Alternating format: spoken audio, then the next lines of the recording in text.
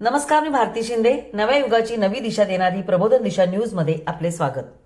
महाराष्ट्र राज्याचे उपमुख्यमंत्री व शिवसेनेचे नेते एकनाथ शिंदे यांच्या वाढदिवसाचे औचित्य साधून शिवसेनेचे ऐरोलीतील युवा नवनिर्वाचित नगरसेवक ममित चौगले यांनी ऐरोलीतील प्रेमदान येथे फळ वाटप केले. यावेळी शिवसेनेचे पदाधिकारी, शाखा प्रमुख अतुल लोखंडे, कार्यकर्ते अभिजित चव्हाण, अक्षय थोरात, प्रथमेश शिंदे, महिला पदाधिकारी कार्यकर्त्या साधना सावंत, रुपाली झेंडे, अश्विनी नाईक तसेच अन्य कार्यकर्ते मोठ्या संख्येने उपस्थित होते. एकनाथ शिंदे हे राज्याचे उपमुख्यमंत्री असले तरी ते सर्वसामान्य जनतेतील आहेत. त्यांनी कधी स्वतःला नेता आहे असं म्हटलं नाही, तर तळागाळातील जनतेला कसा न्याय मिळेल यासाठी प्रयत्न करणारे असे सर्वांचे कॉमन मॅन आहेत, असे ममित चौगले यांनी प्रसार माध्यमांशी बोलताना आपली प्रतिक्रिया व्यक्त केली.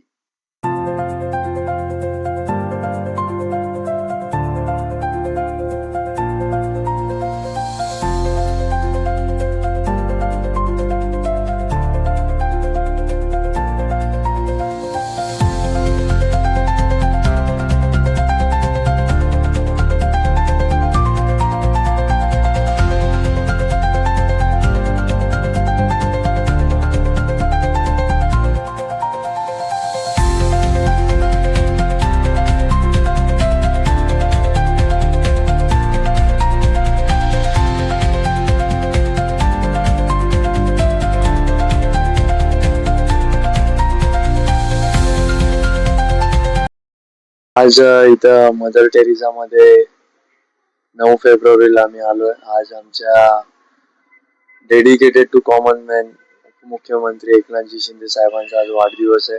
आज आम्ही सगळे आमचे सहकारी, आमचे काकी लोक, आमचे सगळे मित्र, आम्ही सगळ्यांनी ठरवलं की आज शिंदे साहेबांच्या वाढदिवसानिमित्त या टायमाला आम्ही वाढदिवस साजरा नव्हतो करणार. आम्ही बॅनर्सही कुठं लावले नाही अजितदादांमुळं.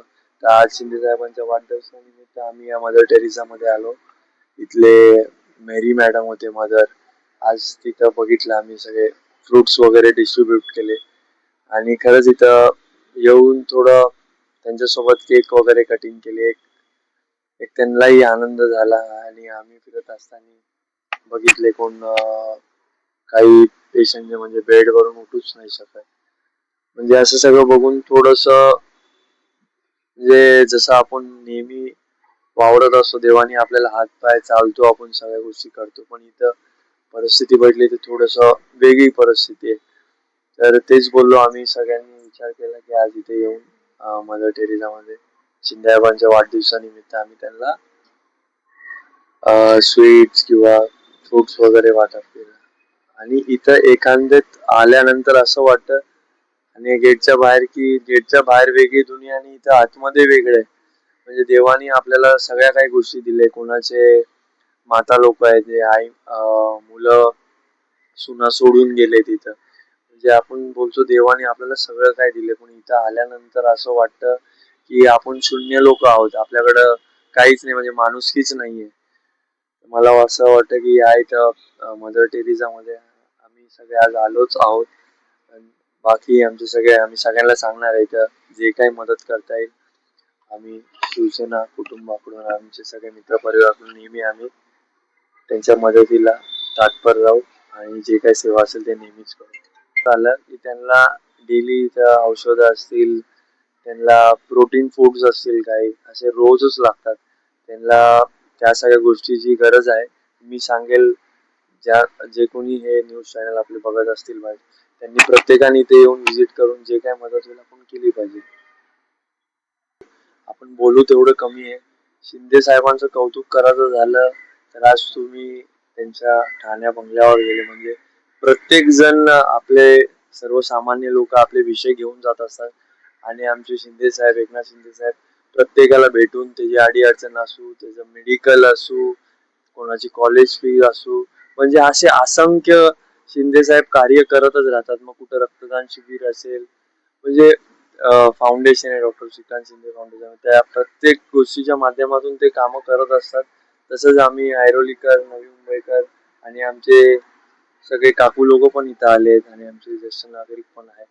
म्हणजे प्रत्येकाला एक भाव आहे शिंदे साहेबांविषयी की हा आपला माणूस आहे, हा कोणतरी लागतो आपला. म्हणजे हे जे एक पॉझिटिव्ह वाईब्स आहे या सगळ्या गोष्टींनी एक वातावरण बदलले. म्हणजे आज तुम्ही बघितलं, आता जस्ट आमची आता निवडणुका झाल्या जानेवारीमध्ये, तर मी प्रचार करत असताना असे कितीतरी असंख्य लोक आहे म्हणजे त्यांचं पक्षाशी कोणाशी काही लेणं देणं नाही, पण शिंदे साहेबांचं नाव आल्यावर नाही आम्ही शिंदे साहेबांसाठी येणार, आम्ही शिंदे साहेबांचे माणसं. म्हणजे आम्ही प्रचार करत असताना पण बोलायचे नाही आम्ही शिंदे साहेबांचे माणसं, आम्ही ठाण्यातले आहोत, आमचं मत तुम्हाला आहे, आमचं मत शिंदे साहेबांना. म्हणजे शिंदे साहेबांनी असे किती हे केलं. म्हणजे कुठं फ्लड आला तर केरळला फ्लड आलेला, परत करोनाची परिस्थिती आलेली, कोल्हापूरचं असेल, म्हणजे प्रत्येकाला मदत जिथं जिथं पाहिजे तिथं पोहोचवली. मग कुठं ऑक्सिजन असेल जिथं लागत होतं, मग ते कसं काय अरेंज करायचं, मग रेमडेसिवीर ते इंजेक्शन असतील, म्हणजे ह्या सगळ्या गोष्टी शिंदे साहेबांनी मदत केली आणि आम्ही त्यांच्या पाठोपाठ त्यांचं कार्य पुढं घेऊन चाललोय. आज कोविड सारख्या परिस्थितीमध्ये आम्हाला एक आधार होता सगळ्या लोकांना की आमचे नेतृत्व आमच्या पाठी आहे शिंदे साहेबांसारखं. आणि आज त्यांचा वाढदिवस असल्यामुळे आज इथं मदर टेरेसा मध्ये आलो. ह्या पुढेही वाढदिवस म्हणजे शिंदे साहेब जसं कार्य करताय आम्ही देखील सगळ्यांनी विचार केलाय की प्रत्येक ठिकाणी जिथं कुठं सोशल वर्कच्या माध्यमातून आपल्याला कुठं लोकांना काय मदत करता आली, आरोग्य असेल तर आम्ही नेहमीच करतो. पण आता तुम्ही बघतात की शिक्षणाचा विषय असतात, आता आपल्या ज्या वाड्या वस्त्या आहेत आपल्या आजूबाजूच्या परिसरातली तिथं देखील गरज असते. तर आता मी तेच आमचे सगळे टीचर लोक आहेत तिथं, तर त्यांच्या सगळ्यांच्या माध्यमातून आम्ही नक्कीच प्रयत्न करू त्यांना आर्थिक बाजूने ऍडमिशन असतील कुठल्याही गोष्टी असतील आम्ही त्यांना मदत करण्याचा प्रयत्न करू. आणि मी देवाला हीच प्रार्थना करेल शिंदे साहेबांचं आरोग्य आणि त्यांचं पुढील वाटचाली म्हणजे एकदम फिट राहो आणि आमच्या सगळ्या माता भगिनींचा त्यांच्या पाठी आशीर्वाद आहेच, आई भवानीचा पण आशीर्वाद आहे आणि त्यांना उदंड आयुष्य लाभो, त्यांचे सगळे मनोकामना पूर्ण हो. सर, आज जिल्हा परिषदेचा निकाल सुद्धा आज बघायला गेलं तर तो सुद्धा सकारात्मक निर्णय लागलेला आहे. सर्वे केला असं कळलं की सर्वसामान्यातला सामान्य नेता नसून तो सामान्यातला सामान्य माणूस म्हणून आज पाहिलं गेलेलं आहे. आज याचा अनुकरण आजची युवा पिढी म्हणजे उदाहरणार्थ घ्यायला गेलं तर तुम्ही सुद्धा आज राजकारणामध्ये आज तुमचा हा दुसरा टर्म आहे की जो नगरसेवक झालेला आहे, तुमचा पूर्ण परिवार याच्यामध्ये सवय आहे. मग याचं अनुकरण जसं शिंदे साहेबांना आज मानला जातो वर्ग की लाडक्या बहिणी सुद्धा ज्यांना आज त्यांच्या बाबतीत जर म्हणायला गेलं तर आजही ते शिंदे साहेबांच्या बाबतीत बोलतात. हे अनुकरण आजच्या युवा पिढीने घेणं कितपत योग्य की आज त्यांच्या पावलावर पाऊल टाकून आपण गेलं तर आपल्या समाजाचं परिवर्तन निश्चित होतं. नक्कीच तुम्ही बोलल्या जिल्हा परिषद असतील आपले सगळे सीटा आले, साहेब पण प्रचार होते, पण आजची जी युवा पिढी म्हणजे आम्ही आता प्रचार करत होतो म्हणजे 11 वर्षानंतर निवडणुका झाले, लोकांचं म्हणजे काय की आम्हाला अवेलेबल कोण आहे, आमच्यासाठी कोण येणार आहे, आम्ही त्यासोबत राहणार, आमच्या इथं कोण येणार, जे प्रॉब्लेम असतील आम्ही त्यांच्यासोबत राहणार. आता तुम्ही बघतात की काही लोक टीका टिप्पणी करत असतात पण आमचे शिंदे साहेब काही उत्तर देत नाही. आणि आजची जनरेशन अशी आहे की त्यांना एक आधार पाहिजे, त्यांना काही सगळ्या गोष्टी नकोय. आता तुम्ही बघितलं आपण 21व्या शतकात आहे, आपण ही सिडकोनी वेल प्लॅन केलेली सिटी आहे आपली, अशी तर इथं आवश्यकता नाही की बाबा कुठलं इन्फ्रास्ट्रक्चर नाही किंवा काय नाही, इथं सगळ्या गोष्टी फक्त एवढंच आहे लोकप्रतिनिधींकडून एक मतदारांची अपेक्षा असते, त्यांचे छोटे छोटे गोष्टी असतात तिथं उभे राहिलं पाहिजे. कारण की सध्या काय आहे, सध्या असं वातावरण आहे तुम्ही 100% का 101% काम करा, ते लोकांना त्याच्याशी लेणं देणं नाही. शेवटी हे आपला टॅक्स पेअरचा पैसा आहे, जे कामं सुविधा आहे ते होणारच आहे महापालिकेच्या माध्यमातून. समजा कुठं काय योजना असतील किंवा काय असेल त्यासाठी आम्ही लोकप्रतिनिधी आहोतच करायला, पण आपण पर्सनल लेवलला लोकांसाठी कुठं मदतीला जाऊ शकतो या सगळ्या गोष्टी मॅटर करतात. आणि आजची युवा जी पिढी आहे त्यांना एक उच्च शिक्षित आणि एक चांगल्या विचाराचं एक नेतृत्व पाहिजे. मला वाटतं एक काळाप्रमाणे बदलेल. आता जसं आपण बघतो की अधिकारी सुद्धा जसं कलेक्टर्स असतील, IAS अधिकारी असतील, IPS असतील, आता सगळे यंग जनरेशन येत चाललंय. मग एक कुठेतरी आता हे सगळं म्हणजे गव्हर्नमेंटच्या माध्यमातून झालं, पॉलिटिक्स झालं, म्हणजे युवा पिढी येते, नवीन विचार येतात आणि मला वाटतं बदल होईल. कारण की आपलं नवी मुंबईचं राजकारण एवढं बेकार आहे की कोणाला कुठं संपवायचं, कोणाला कुठं कचऱ्याच्या डब्यात टाकायचं हेच आहे. तुम्ही स्वतः काय करणार आहे हे सांगत नाही, म्हणजे राजकीय लोक स्वतः काय करणार हे सांगत नाही. आता तुम्हालाही माहिती आहे हल्लीचं वातावरण कसं आहे. काही राज्याचे उपमुख्यमंत्री शिवसेनेचे नेते यांचा आज वाढदिवस आहे आणि आपल्याला ऐरोलीमध्ये प्रेमदान म्हणून एक आश्रम आहे, या ठिकाणी आपण आलेले. ती परिस्थिती आणि ते कशा पद्धतीने तुम्ही मदत केली? प्रथमतः मी आपल्या राज्याच्या उपमुख्यमंत्र्यांना वाढदिवसाच्या शुभेच्छा देते आणि आमच्या ममितने जो त्यांच्या वाढदिवसाचं औचित्य साधून इथे जो या आश्रमात येऊन त्यांना मदत करण्याचा प्रयत्न केला आहे. खरंच इथे बघितलं तर फारच दयनीय स्थिती आहे आणि आज आपण एवढं म्हणतो माझे माझे माझे, पण इथे बघितल्यावर माझं कुणीच नाही याचा प्रत्यय मला इथे आलेला आहे. म्हणजे मुलं असताना सुद्धा इथे माणसाने इथे आश्रम या वृद्ध बायका आहेत, अपंग आहेत काही, तर त्यांना इथे दुसऱ्यांच्या आधारावर राहावं लागतंय. आणि मला वाटतं मी आता आवाहन करेन सगळ्यांना की जर तुम्ही एखादी गोष्ट करत असाल पैसे खर्च करून, तर त्यातला थोडासा भाग तुम्ही इथे देऊ शकता. आपला वाढदिवस म्हणा किंवा काही इतर काय मेजवानी वगैरे त्यातला थोडासा भाग तुम्ही इथे दान करू शकता.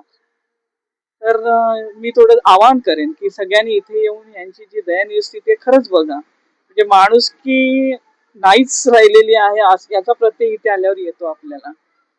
म्हणजे त्यांना आपल्याला बघितल्यावर, आपल्याला सगळ्यांना बघितलं त्यांना एवढा जो आनंद झाला, कोणतरी आला आणि थँक्यू थँक्यू वगैरे, त्यांचं जे चेहऱ्यावरचा आनंद खरंच बघण्यासारखा होता. Hello Sindhe sir, many happy returns of the day.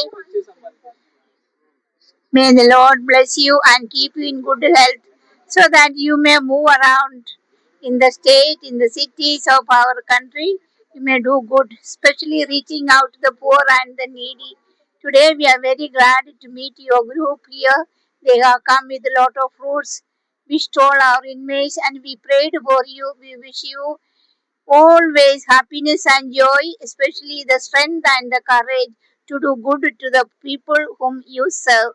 May the good Lord bless you. All of us, Mother Teresa sisters here in Nairoli Premdan, will pray for you, continue to pray for you. Please do come visit our home with you, Mamti sir. Okay? Thank you. God bless you.